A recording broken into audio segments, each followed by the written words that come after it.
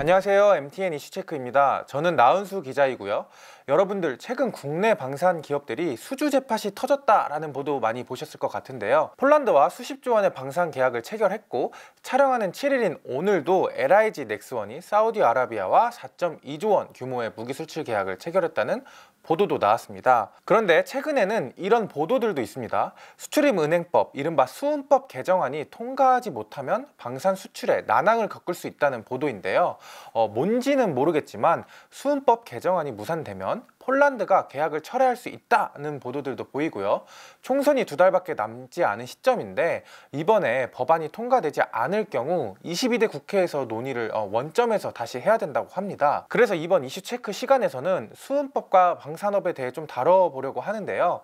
첫 번째, 현재 수은법이 왜 문제가 되고 있는지, 두 번째, 수은법 개정이 특정 기업만을 위한 특혜인 건지, 세 번째는 다른 국가들은 방산업을 어떤 식으로 지원하고 있는지 살펴보도록 하겠습니다.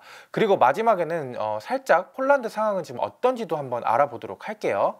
우리나라 정부는 2022년 폴란드와 대규모 방산 수출 계약을 맺습니다.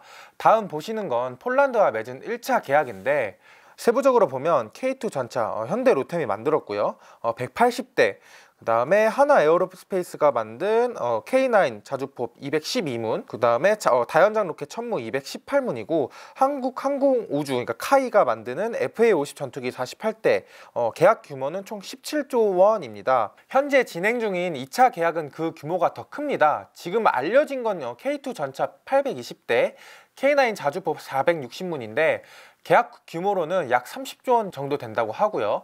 1차 계약은 완료됐고 지금 2차 계약은 지금 진행 중인 상황입니다. 사실 2차 계약은 작년 하반기쯤에 체결될 거다라는 예상들이 많았습니다.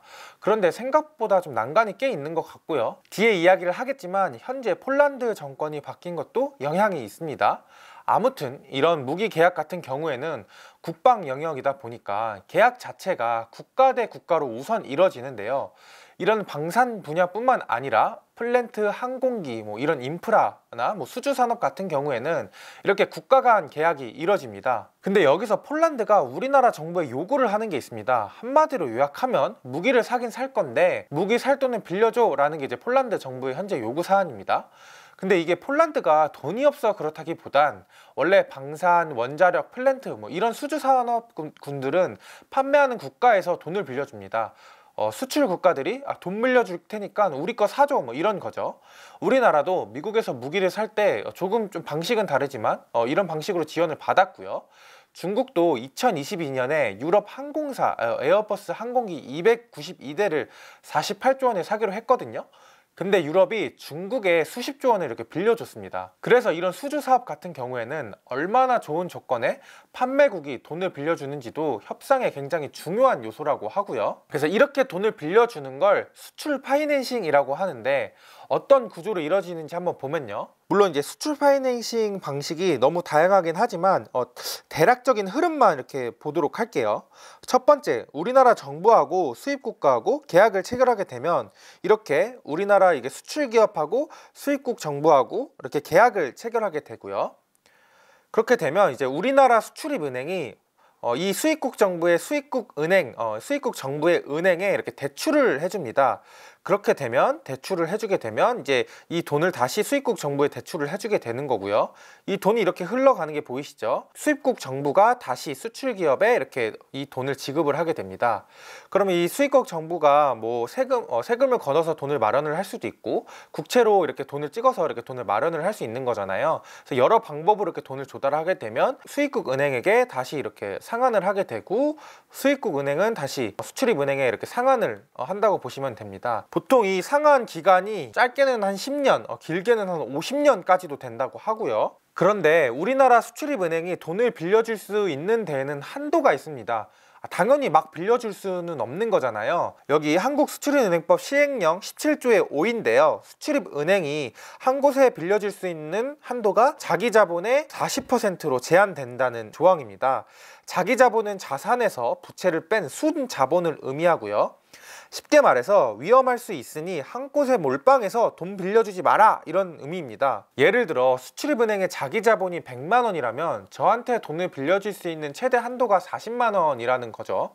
한국 수출입은행의 자기 자본이 얼마나 되는지 한번 보면요, 2022년 말 18조 4천억입니다. 그러니까 이 금액의 40%, 7조 3천억 정도까지는 한 곳에 최대로 빌려줄 수 있다는 의미고요. 물론 다른 곳에는 빌려줄 수 있습니다. 다시 폴란드 수출 계약 이야기로 돌아오면, 이미 폴란드는 1차 계약 때 수출입은행한테 돈을 빌렸습니다. 1차 계약 규모가 17조 원이라고 말씀드렸는데 이 중에 약 12조 원을 우리나라 정부가 빌려줬거든요. 여기 보시는 것처럼 5조 원을 이렇게 폴란드 정부가 자체 조달을 하기로 했고, 6조 원은 수출입은행이 돈을 빌려주기로 했습니다. 그리고 나머지 6조 원은 무역보험공사가 또 돈을 빌려주기로 했고요. 수출입은행이 한 곳에 빌려줄 수 있는 돈의 한도가 7조 3천억 정도라고 했으니까 한 1조 3천억 정도는 더 빌려줄 수 있는 거죠. 그런데 2차 계약은 폴란드 정부가 30조 원 전부를 수출금융으로 대출을 받기를 원하고 있다고 해요. 계약 금액 전부를 수출금융으로 땡기겠다는 게 조금 무리한 부탁이 아니야? 라고 이렇게 생각하실 수도 있겠지만, 어쨌든 우리나라 수은법상 폴란드의 요구를 들어주고 싶어도 들어줄 수 없는 상황이 된 겁니다. 그래서 지금 수은법 개정안 이야기가 나오는 겁니다. 법정 자본금의 한도를 높이자는 게 주 골자이고요. 지금 계류 중인 법안들을 보니까 법정 한도금을 30조 원, 35조 원, 50조 원 이렇게 늘리자라는 이제 법안이 3개 정도 있었습니다. 참고로 현재 수은법상 법정 자본금 한도는 15조 원이고 그 중에 약 14.8조 원이 차 있다고 해요. 참고로 법정 자본금을 늘리면 자기 자본도 같이 증가합니다. 자기 자본 안에 이제 법정 자본금이 있는 거고요. 법정 자본금은 현물 출자 같은 다양한 방식으로 늘릴 수 있습니다. 그러면 이제 자기 자본도 늘어나게 될 테니 한 곳에 빌려줄 수 있는 돈도 그만큼 더 많아지게 되겠죠. 근데 사실 법정 자본금 한도를 50조 원으로 높여도 지금 폴란드의 요구를 다 들어줄 수는 없어 보입니다. 법정 자본금을 늘려서 자기 자본이 50조 원이 된다 한들 40%인 20조 원밖에 빌려줄 수 없는 거고, 1차 계약 때 6조 원을 빌려줬으니 14조 원을 지금 빌려줄 수 있는 상황인 건데, 폴란드가 요구하는 30조 원에는 턱없이 부족한 수준이죠.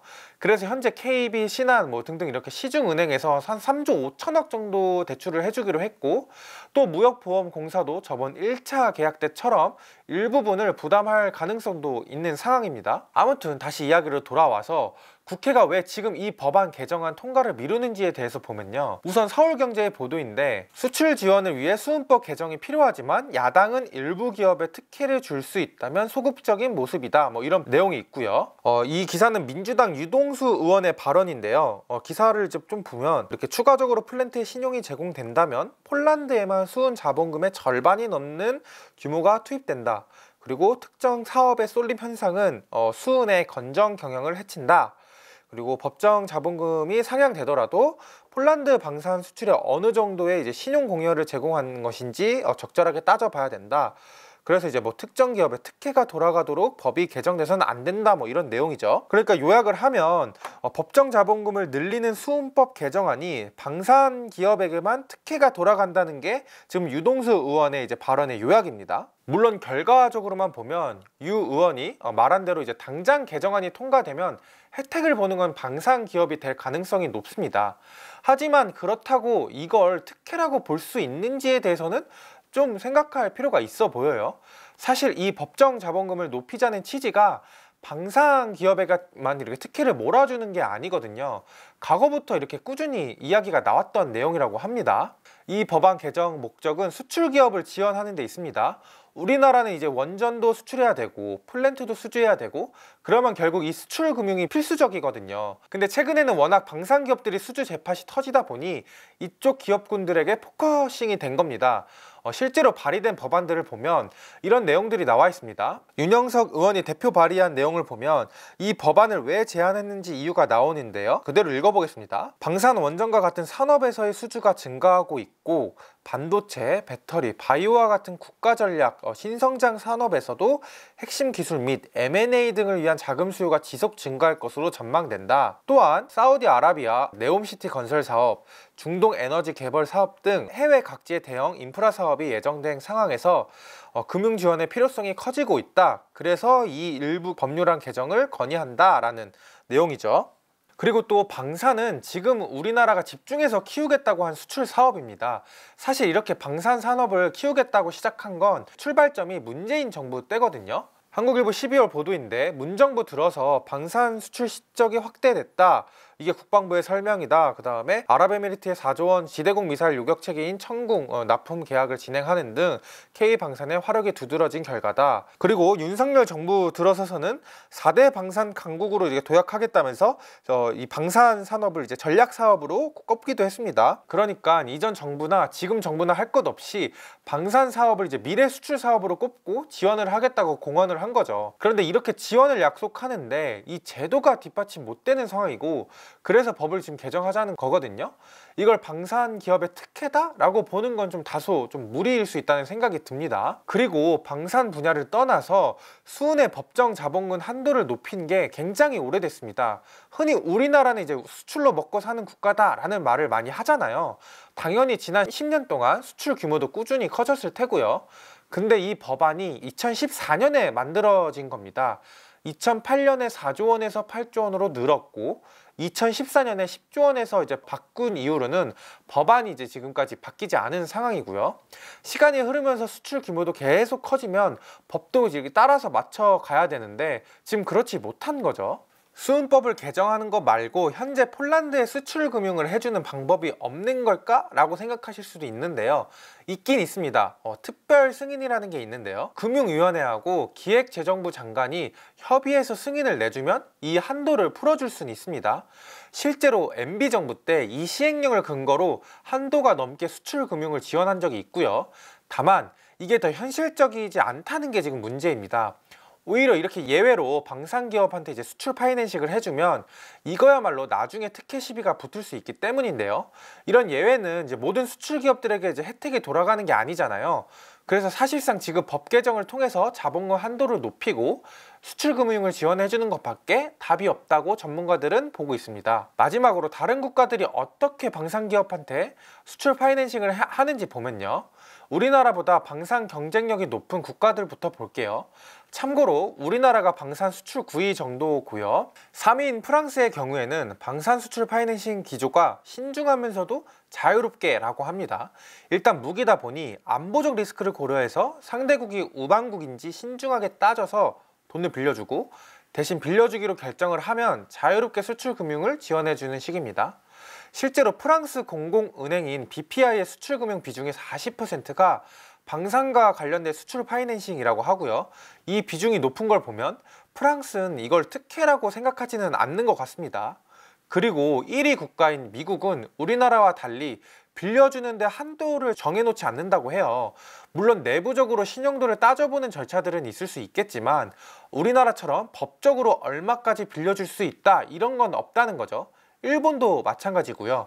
4위인 이제 중국의 경우에는 자유롭게 수출 금융이 이루어지는지는 파악이 안 되는데, 다만 이제 무기 구매국들에게 이제 30년에서 50년 초장기로 이렇게 돈을 빌려주거나 1%의 초저리로 이게 돈을 빌려주고 있다고 합니다. 국가 차원에서 아주 적극적으로 이렇게 밀어주는 거죠.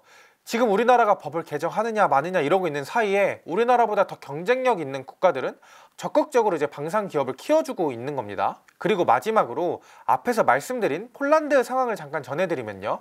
현재 정권이 바뀌면서 이제 총리가 바뀌었는데 약간 이제 우리나라를 압박하는 발언들을 이제 꾸준히 하고 있습니다. 사진에서 이제 보는 이제 이 인물이 도날드 투스크 폴란드 신임 총리인데요. 취임하자마자 처음에는 한국과 무기 계약을 재검토할 수 있다 뭐 이런 말을 했고요. 이후에 뭐 부패 연루된 경우가 아니면 무기 도입 계약을 존중하겠다라고 이제 좀 번복을 하긴 했는데, 최근에는 또 한국과 무기 계약에서 제공받기로 한 융자금이 존재하지 않는다, 계약 변경 없길 바란다라는 말을 또 했습니다. 전문가들은 이런 발언들을 두고 한국과 2차 계약에 대해서 폴란드가 유리한 수출 금융을 확보하기 위한 의도다라고 이렇게 보고 있습니다. 일종의 밀당을 하는 거죠. 그리고 지금 폴란드 새 정부가 친EU 성향을 보인다고 해요. 자칫하면 우리나라 계약 규모를 줄이거나 파기하고 프랑스나 스웨덴한테 갈아탈 수도 있다는 거죠. 스웨덴이나 프랑스는 수출 금융을 빵빵하게 해주는 국가라고 하고요. 이에 반해서 우리나라 방산 기업은 폴란드 수출이 지금 굉장히 중요한 상황입니다. 우리나라 방산 수출이 과거에 대부분 동남아에 좀 몰려있는 경향들이 있었는데 이번 수출로 루마니아, 슬로바키아, 라트비아 이런 국가에 확장을 하려고 했거든요. 그리고 폴란드 계약이 문제없이 될 줄 알고 기업들이 투자도 늘린 상황이라고 합니다. 산업연구원에 따르면 하나에어로스페이스는 2023년 상반기부터 창원 3, 4억 장 생산 라인을 증설했고 폴란드 현지 법인 설립도 진행하고 있다고 하고요. 현대 로텐도 대규모 인력을 채용하고 현지 생산을 검토 중이고 이번 폴란드 수출건이 회사의 명운을 결정지을 거다라고 이렇게 산업연구원은 평가하고 있습니다. 계속 말씀드리지만 정부가 나서서 방산기업을 키우겠다고 했고 기업들도 이렇게 지금 적극적으로 투자를 늘리고 있는데 제도가 따라주지 못하는 게 지금 현실인 겁니다. 오늘 19일에 2월 임시국회를 소집하고 29일에 본회의가 열리는데 이 10여일 남짓한 기간 동안 기재위 경제재정소위, 기재위 전체회의, 법사위, 본회의를 모두 통과해야 되는 상황이라고 합니다. 좀 일정이 빡빡하고 사실상 이번 임시국회가 총선정 마지막인 만큼 법안 통과가 되지 않으면 정말 폴란드 수출에 빨간불이 켜질 수도 있다고 합니다.